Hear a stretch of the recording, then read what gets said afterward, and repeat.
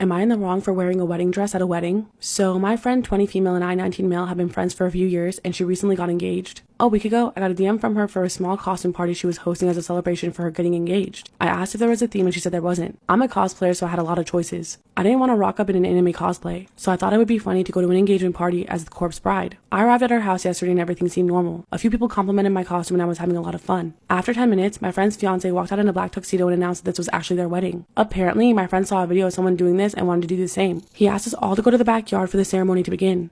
I went straight to him. I asked him if I should quickly go home and change my outfit and that I would get back before it started. He told me it was fine since I didn't know this was at the wedding. I trusted him and followed everyone outside. They got married and everything seemed good. The reception was just in their house again, so everyone just walked back inside and picked up where they left off. I tried talking to my friend and celebrating with her, but she kept making excuses not to talk to me. I assumed it was just because she was tired from the big day and wanted some alone time. I didn't bother her after that and the party soon ended. I got home and half an hour passed and my phone started getting notifications. I checked and it was my friend texting me. She was cussing me out and telling me how I ruined her wedding. I was really confused and asked what I did. That only made her more angry. She told me that it was basic knowledge not to wear a wedding dress to a wedding. I reminded her that I had no idea it was a wedding and that I asked her now husband if I should change and he said it was fine. She didn't respond, but I got a text from her husband. He asked why I would tell her it was fine. I told him that he said it was fine. Then he said how I should have just changed anyways and it's my fault that the two are now fighting over this. I tried texting her that I was sorry and if I had known I wouldn't have done it. I woke up today and saw that her and her husband had blocked me on everything. So am I in the wrong for not changing out of the wedding dress when I found out it was actually a wedding?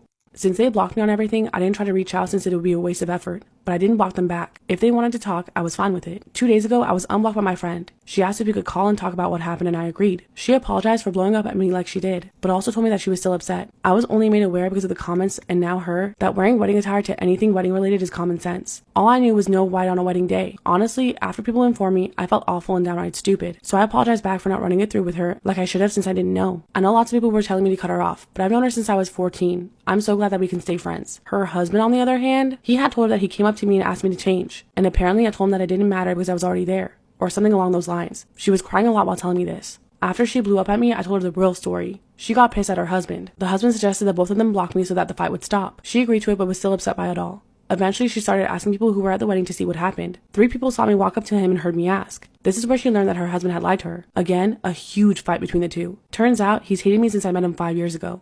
They had already been dating for a year beforehand. I became good friends with her, but not him. He felt as though I was trying to take his girlfriend. I don't know what I did to make him feel that way. She's beautiful, but I never do that shit to anyone. I don't know why he'd wait 5 years, but he decided the day of his wedding was the best time to get rid of me. I'm not really sure what's going to happen with them in the future. She's staying at another friend's house until her and her husband are able to talk about it.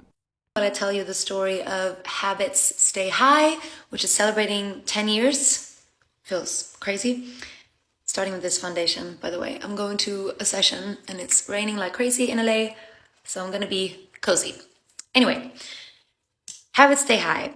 This song has existed in various forms for a very long time. I wrote the verses kind of like a poem when I was in a really sad place. Music wasn't happening, nobody was interested in working with me. And I did my own production on it on like a old PC computer. And not that that's that funny. Anyway, but I didn't have a chorus.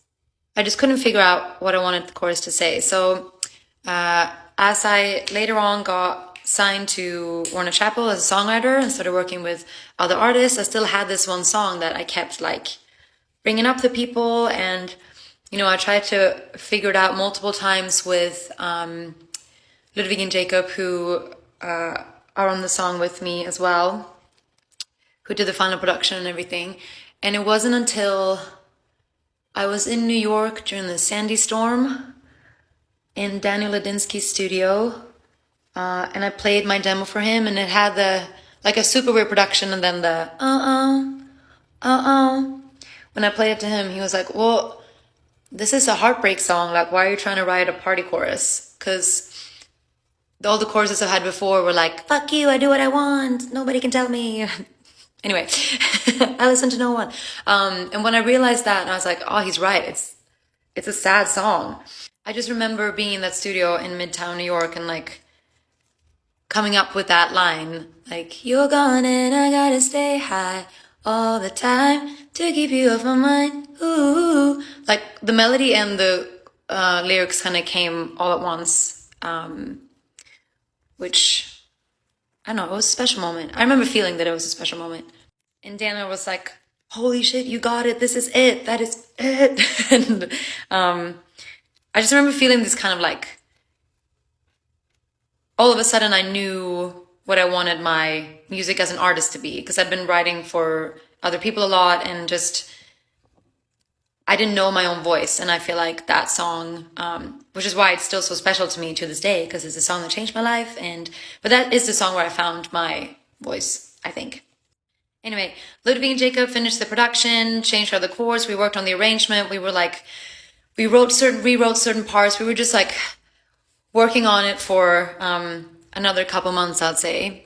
And then in March 2013, I reached out to some friends of mine who were directors called Motellet Film in Sweden. And I said, I want to make a video for this and put it out. I don't have a lot of money. If I have an idea, if I get my friends to be a part of it and figure out the locations and basically produce the whole thing, are you down to direct it and edit it? So, felt like a good trade. So I got all these crazy locations together. I asked some of my more free-spirited friends to be in this video, and we shot it. I think it took us 2 days, and it's actually not the video that is out right now. The one that we then ended up re-releasing in 2014 with my record label when I got signed, thanks to this first video. We took it down, but I'm thinking that maybe I should repost it because, the new one is way better. Let's be clear. But just for nostalgia and just like seeing the journey, I think that'd be a fun experience for all of us to relive that moment. Some of you might have seen it, but probably very few of you have seen it. So basically the song was done, we did the video, and put it out independently, with a lot of help from my publishers, Julius, thank you. And after that, I just got a ton of reactions. Like, I already knew all these kind of big A&Rs and people at different labels because I've been in there for meetings when I was there to like listen to what artists were looking for songs and to play them my demos, to give away to their artists or to collaborate with their artists, basically. And they were like, why haven't you shown us this? What is this? Come on, let's have a meeting about your thing. And yeah. And then a year later, we re-released it with a new, better video and same directors. And it took off. Yeah. It's so funny when I play it live now too. Like sometimes it feels like the party song that I know it is to a lot of people. And sometimes it just feels like I'm back in that dark, sad place that I spent a lot of time in and still do sometimes, where a fun, crazy night can be either a great distraction or a very destructive distraction. But either way, I feel like this song still is giving me so many new fans, and I feel like it's still resonating with the OG fans, and it just completely changed my life. There are some crazy things that I've done, like, recently. No judgment, girlies, no judgment, but whatever. This guy liked me on Hinge, and he was a promoter and was like, hey, like, come to PhD tonight, like that dumb shit that the promoters say. And so I don't know what I was on, but I was like, I'm gonna fuck with this guy. Like, I'm just gonna fuck with him. And I responded, hey, like, I can't go to PhD. I got kicked out because my friend lost her hand there. Like, she fully lost her hand got chopped off. Because I'm like, why not fuck with him? Like, I don't know him. It's gonna be funny. And it was.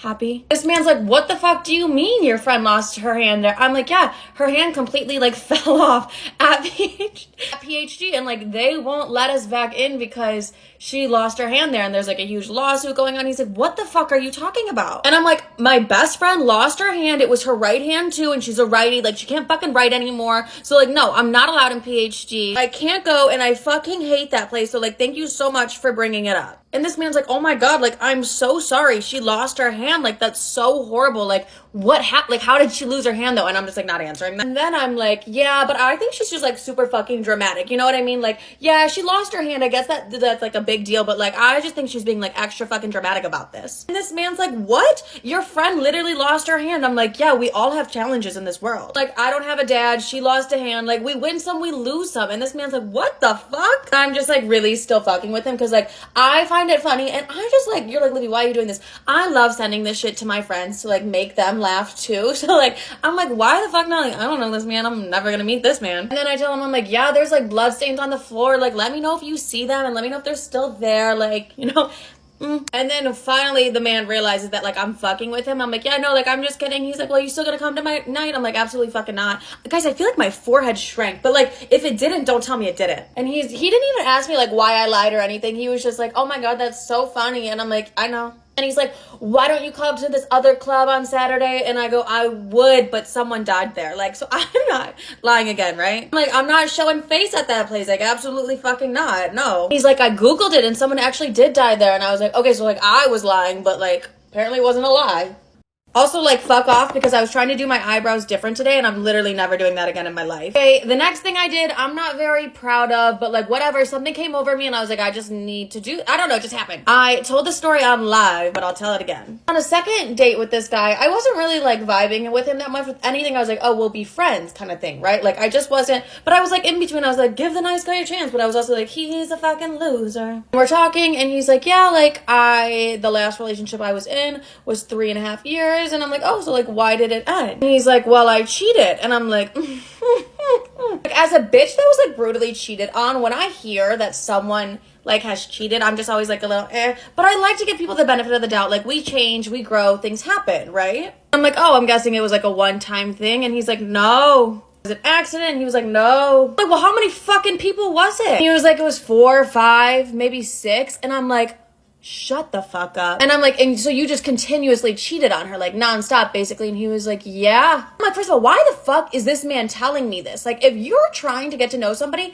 I would leave this part of my past out of like the equation. Props for being honest, but like, that's a little too fucking honest. Like, I've been cheated on, so like, that's already a sensitive subject, but like, knowing you purposely cheated on this woman, I'm like, what the fuck is wrong with you? I'm like, why didn't you just leave the relationship? And he was like, well, I don't know, it was like comfortable. I'm like, oh, so you're just a fucking asshole. I didn't say that to him, but like, that's what I got from all of this. I'm like, oh, you're literally just a fucking asshole.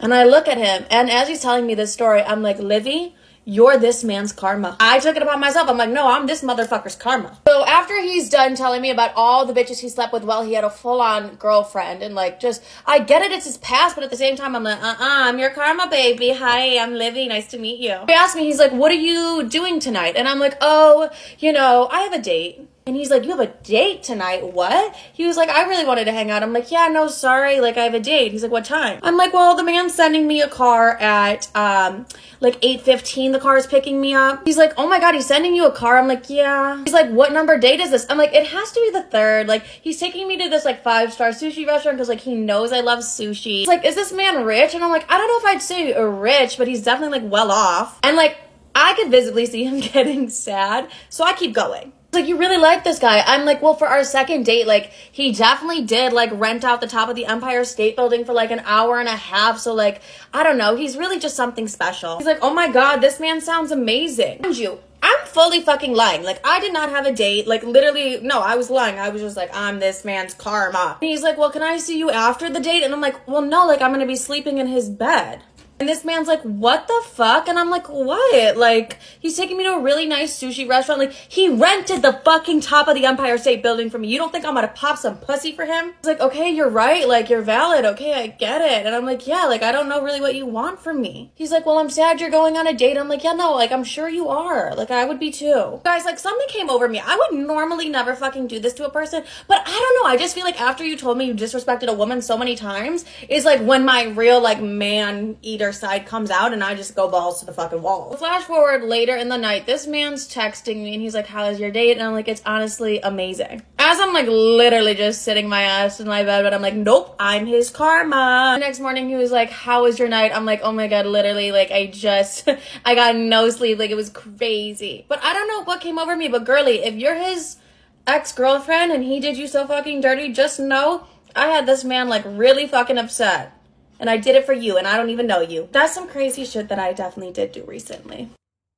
Am I the asshole for screwing up my brother's adoption on purpose? My brother, 32 male, and his wife, 34 female, have fertility issues and chose adoption. Our family is very wealthy, so they went the route of finding mothers directly. The way my brother describes it, they are trading support during the pregnancy for the baby at the end. They found a very sweet woman, Sarah, 19 female, who is very poor. Sister-in-law messaged her from a post Sarah made on a Buy Nothing group asking for prenatal vitamins. After several meetups, Sarah agreed that she has very few options. She signed paperwork that allows my brother and sister-in-law to pay for and attend her appointments throughout the pregnancy. Another form of support they offered her was talking to me because I went through a teen pregnancy at 17. I'm now 24 and my son is 7. When I first met her, she was amazed that I had managed to keep my son. We've continued to meet up over the last 3 months and have gotten close. About 2 weeks ago, I was hanging out with Sarah after one of her appointments. She was quiet and sad. After some prompting, she told me she was devastated that she couldn't raise her son like I could. She said it was painful to have my brother and sister-in-law in the room discussing her son's future. Here's where I screwed up. I felt awful that Sarah felt trapped into giving up her baby. I never had to consider giving up my son. My parents literally just gave us all enough money / real estate, etc. that I could never work again and still raise my son with luxuries. So I asked her how much money she thought she would need in order to keep her son. She was confused by the question. I told her that her son was her first son and I would help her keep him if she actually wanted to. She seemed shocked and left the restaurant without saying much. 3 days ago, she told me she had done the math and she sent me a thorough spreadsheet, including medical care, rent, and food during her recovery, which she only allowed herself 3 weeks for, and very limited baby supplies. The list was very cheap and included a schedule for how she would pay me back. We met up and I told her I would give her everything she asked for, plus significantly more supplies and higher rent for a longer period of time. I also told her I would pay for vocational training and that she didn't have to pay me back. She was floored and accepted everything except for insisting on a schedule for repayment, which I don't plan on enforcing. She backed out of the adoption that night. Both my brother and sister-in-law are heartbroken and livid with both of us. She had to block them and I moved temporarily because they keep showing up to yell at me. I know I went out of my way to stop their adoption and I feel awful that I hurt them, but I couldn't watch it happen knowing all Sarah needed to keep her son was the small amount of money I could easily give her. Am I the asshole? Am I the asshole for not wanting my husband to go to his ex's funeral? I'll admit, I'm biased right off the bat. I couldn't stand her. I call her his ex to myself and others. He called her his friend. We're all in our early 40s. She died recently. Aneurysm. I've been with him 10 years now, but he'd known her for 20 plus. The way he tells it, they were friends in college, decided to date, got married, then realized they weren't a great couple and decided to just be friends. All that happened years before I met him. He was clear early on that she was important. A couple of months into dating, it came up that his friend was actually his ex-wife. He explained the above to me, saying she was one of his closest friends and that it was purely platonic. I expressed some discomfort at him being so close to an ex, and he told me, "That's fine. If you have a serious issue with it, let me know now and save us some time. I'll choose her. I like you and all, but I've known her for over 12 years, and she's one of the most important people in my life. You'll have to be okay with that if you want us to be a thing." Damn, good for him. Clear-cut boundaries from the Yeah, start. I good like for it. him. When we were engaged, I asked him again. He gave me this perplexed look and asked, quote, "Why would us getting married affect my friendships?"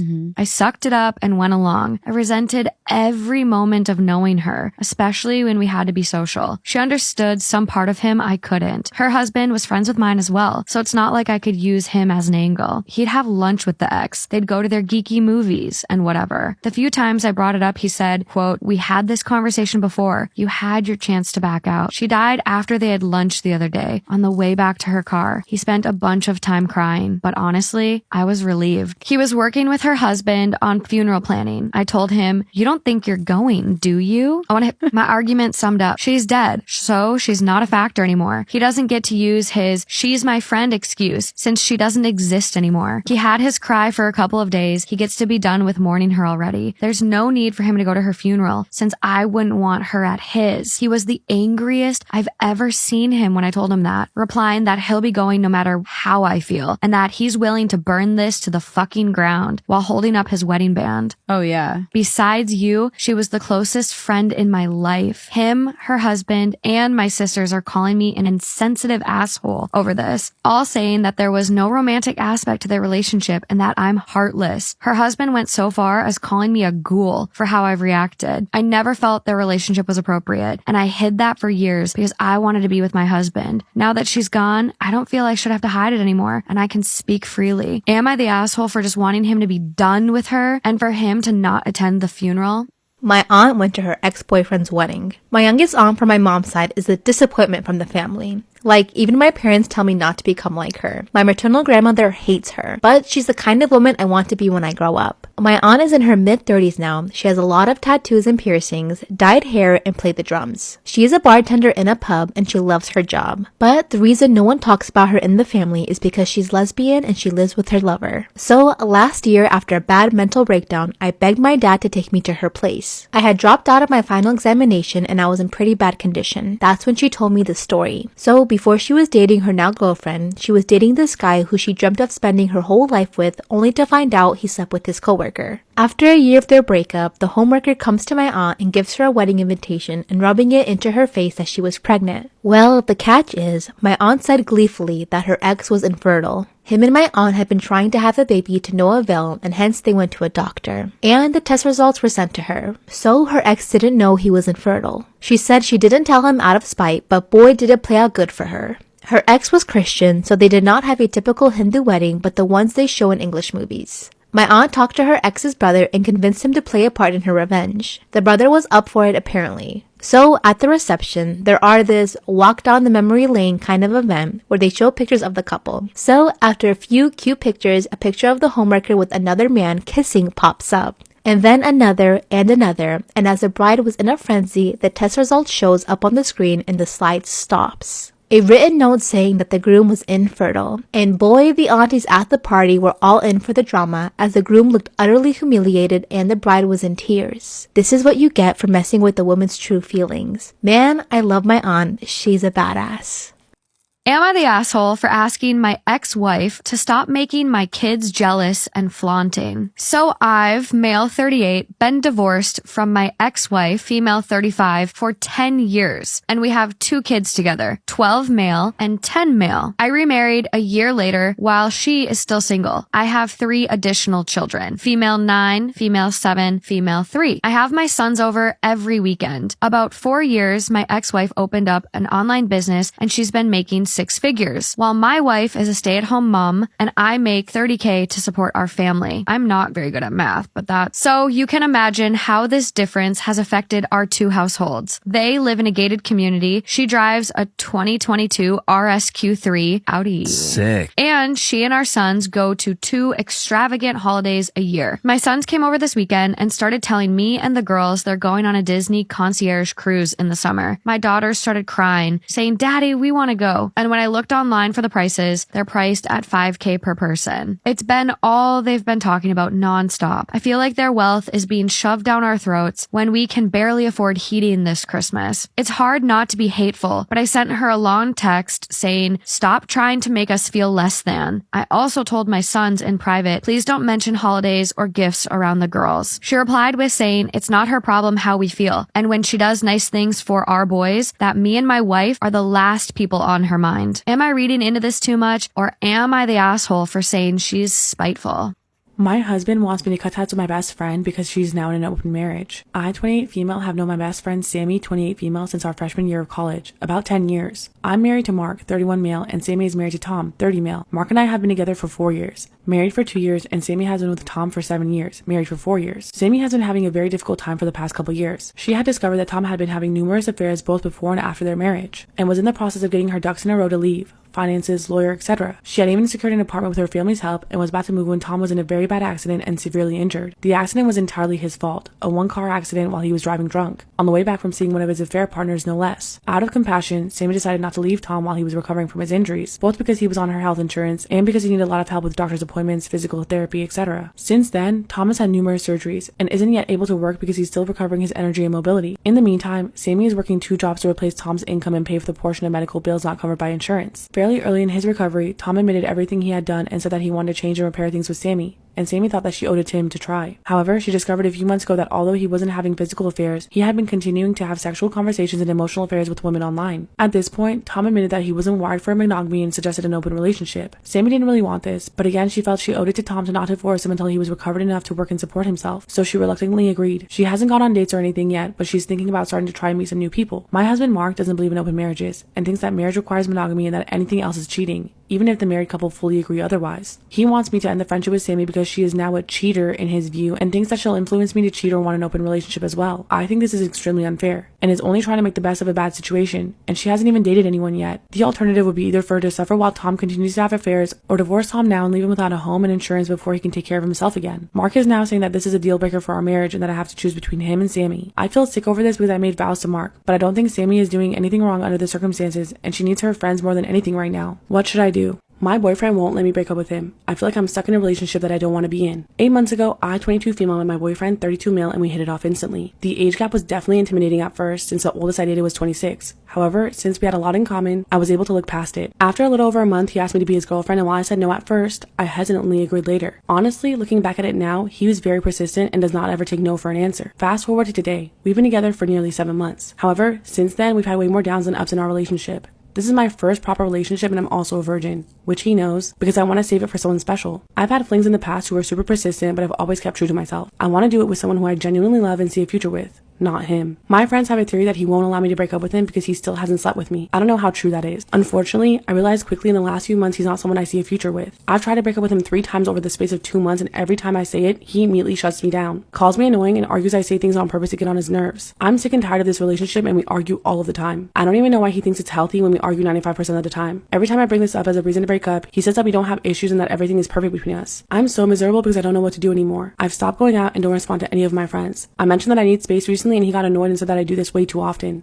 I just don't want to be with him anymore. The way he dismisses everything that I say makes me feel silenced. When I try to break up with him on the phone, he literally said that I can't do that and that I have no choice in the matter. My friends keep telling me to break things off and are complaining that I'm still with him, saying that I'm leading him on and I have no backbone. However, I'm genuinely terrified of him because he doesn't seem to want to let me go and I've had nightmares that I was forced to stay with him until I'm old. I can't even escape him in my effing dreams. He tried to find my address recently since he doesn't have it. My parents would have a heart attack if they knew that I'm seeing someone who's 32. But I'm keeping that away from him since he said if I ever ignore his message, he would come to my house personally. I don't know what to do. I feel like I'm losing myself each day in this relationship. I honestly wish I never met him. I feel like my life is out of my control. Please help.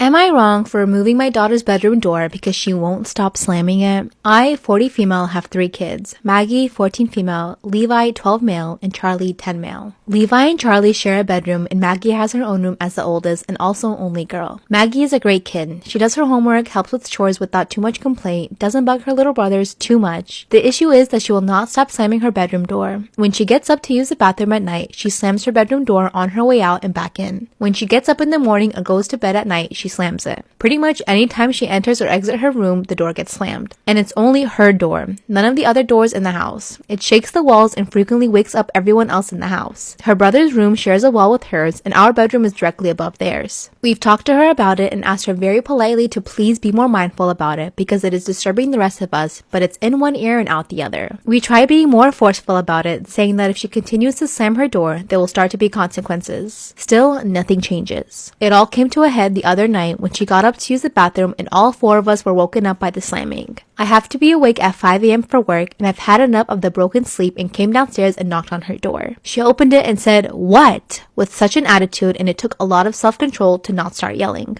I I told her as calmly as I could that if she slammed the door one more time, she was going to come home and find it gone. She proceeded to yell at me to leave her alone and then slammed it 5 times as hard as she could. Well, the next day, Friday, she went to school and my husband and I both had the day off, so we took the door off the frame and installed a curtain rod with nice heavy curtain over the door instead. She came home and freaked the fuck out. She said we're being emotionally abusive and taking away her right to privacy. She sulked all weekend and won't talk to us now. My mother says I'm the asshole because I overreacted, but she doesn't have to deal with the house shaking. I want to add that we completely respect each other's privacy in our house, which is why we hung up a heavy curtain and made sure that we couldn't see through it or around it. We even put little Velcro pieces on the walls and curtain sides so it stays in place. She still has her physical privacy, which she is absolutely entitled to, but can't slam a piece of fabric. We also have never and still don't just go into her room unannounced and still knock on the wall to ask permission to enter. We've told her we'll happily put her door back on once she agrees to respect the no slamming rule. So, am I the asshole?